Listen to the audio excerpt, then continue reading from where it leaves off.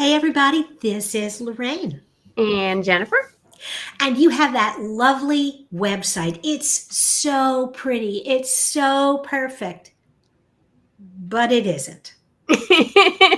Well, beauty is in the eye of the beholder. That's, I think, the key is that your website may look good, but that's not enough. Your website has to actually do its job. It's like hiring an employee that looks good on paper or one who actually dives in and gets the work done. And That's a every, great analogy. every day of the week, it's not the flashy resume. It's whether or not you can really do the job. Yeah. I've seen some of both where I've seen a website that kind of does the job, but it looks like crap. Mhm. And then I've seen websites that are really pretty, but it doesn't actually, convert or get people to do what you want them to do. And I think it's because it's sometimes hard to find a designer and a developer and an SEO like person company all in one. It, I think that most companies are better in one area or the other. Yeah, well, I it's mean, right brain, left brain. I mean, yes, it really is. So that's why you get that.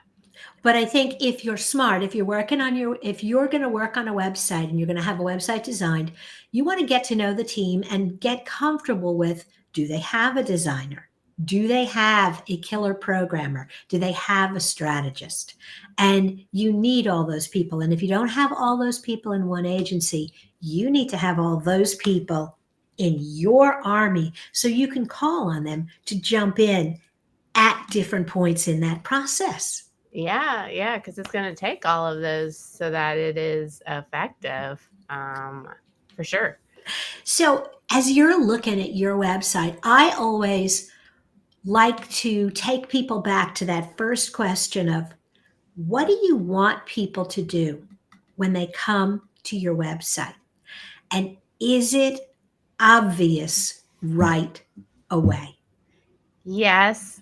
And I'll back it up and say, like, you have to look at your audience and think about, like, what is their buying cycle? And so, what is the information that you need on your website to take them through that? Because it's going to be different. Like, we're heating and air, like, get that phone number, like, pretty close, Mhm. right there.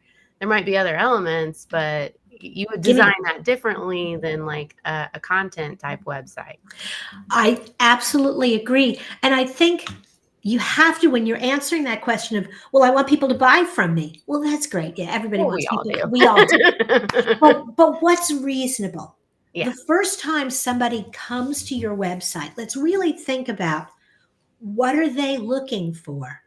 Yeah. Realistically, what can you expect them to do? Is it reasonable to ask them to make an appointment? Well, if you're in heating and air conditioning, yes. If you're a bankruptcy or a criminal attorney, yes. Yes. Actually, though, the bankruptcy attorneys, I had a client and he's like, it's sort of a dance. People come to the website and then they're like, ooh, I'm not ready to talk about it. They come to the website, I'm not ready.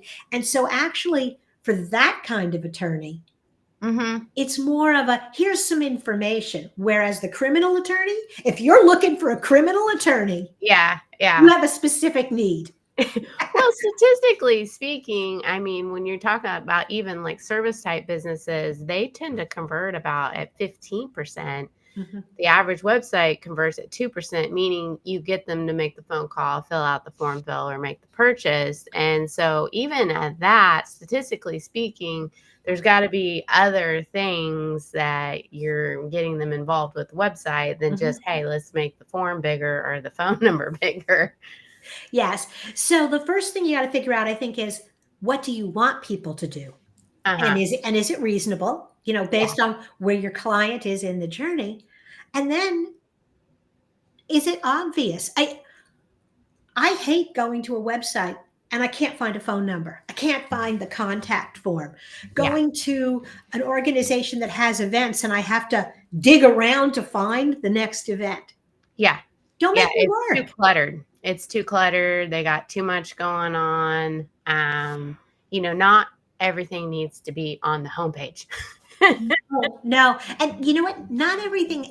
I'm working with a nonprofit right now, and their giving donation section on their website. It's like over the years, they've had all sorts of different people involved in their campaigns, Yeah. and everybody wrote something, and it should Mm. be on the website. And so now the giving section is give, giving, how to give now.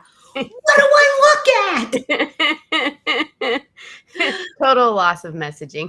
Yes, yes, so our big thing there is actually streamlining, simplifying, getting Yeah. the donate buttons to higher up.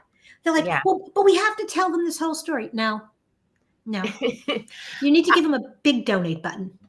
One thing I don't really like in web design as I see is when everybody wants to put everything in the navigation and like just get them in and think about the funnel. And then once they get to that page, then give them the next information and give them, because they might not even need that.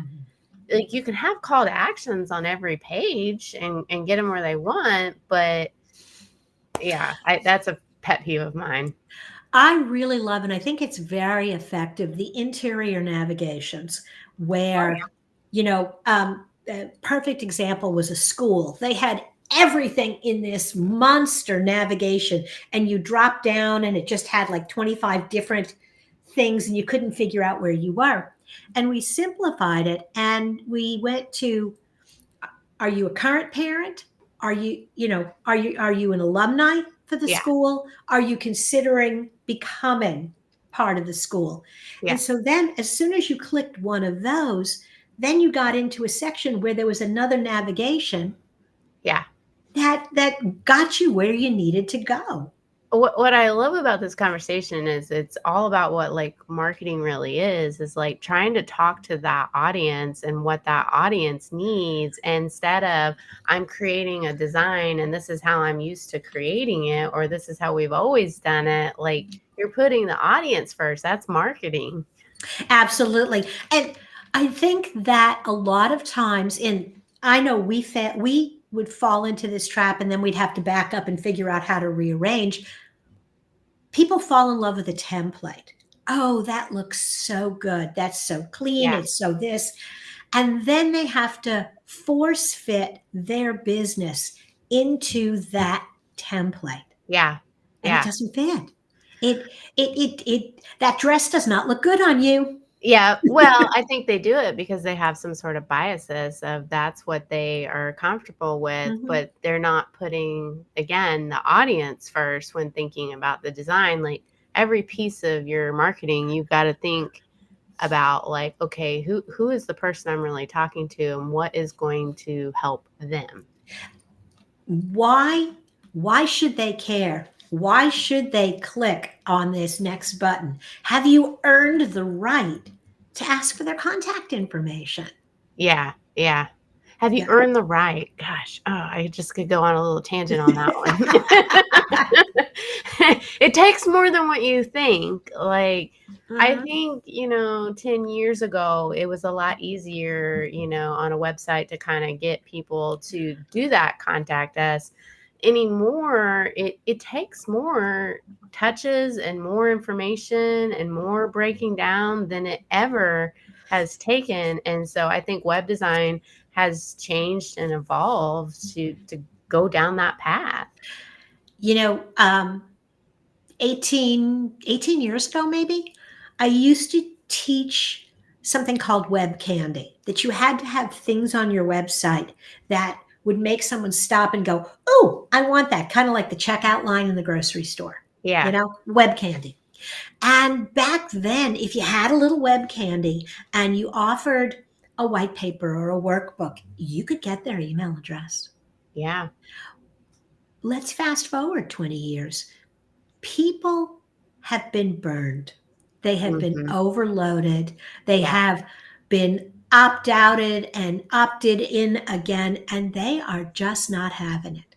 Yeah. And so not only does a simple join now don't work, but even the simple white paper downloads do not convert the way they used to. People want more before they give you their contact info. They're doing a lot of research online, and so if your website is not designed to help them really understand who you are and why to do business with you, it's those brochure websites are not going to work anymore at all. No, no.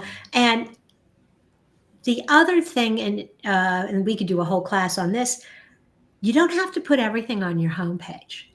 You Yes. can tell stories, you can give product examples that are only accessible with a link directly to that page for a very specific audience. Yeah, yeah. Well, and I'll say, and in that essence too, don't just build your website for SEO. Yeah, you heard that coming from Jennifer Denny. Don't just build your website for SEO. Like, you need to build it for more than that. You need the design, you need the messaging, like you need all the elements. It's going to be a pretty ugly looking website if it's just for SEO. Absolutely. It's kind of like walking into a restaurant. I'll give you another metaphor. Walking into a restaurant and the table is dirty. Don't care how good the food is. Yeah. I'm already turned off. Yep. You're not going any further. Okay, so hopefully we haven't turned you off. If you're looking for an unbiased appraisal on your website, go ahead and book an office hour with Jen or with me, and we'd love to talk with you. All right. Take care. Bye now.